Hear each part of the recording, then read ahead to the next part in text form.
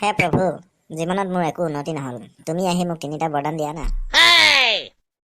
ইয়া, তই কোন? তই ইয়াত কিয় আহিছ? মই এটা জিন।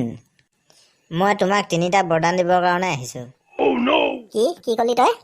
তই মোক 3টা বৰদান দিবৰ কাৰণে আহিছ? তেনেহ'লে মোক 1 মিনিট ভাবিব দে।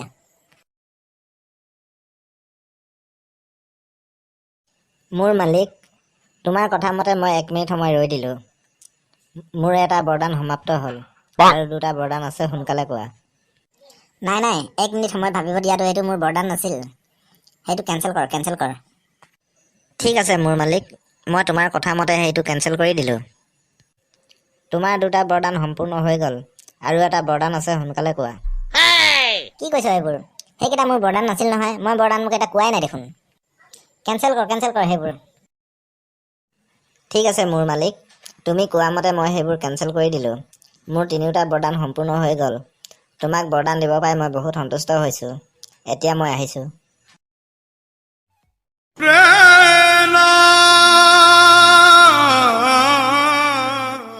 হাই, এইবোৰ কি হৈ গ'ল? মই একো ধৰিবই নোৱাৰিলোঁ। মোৰ 3টা বৰদান এনেই কেঞ্চেল গ'ল। হাই। মোৰ যে এইবোৰ কি লটি ঘটি হৈছে।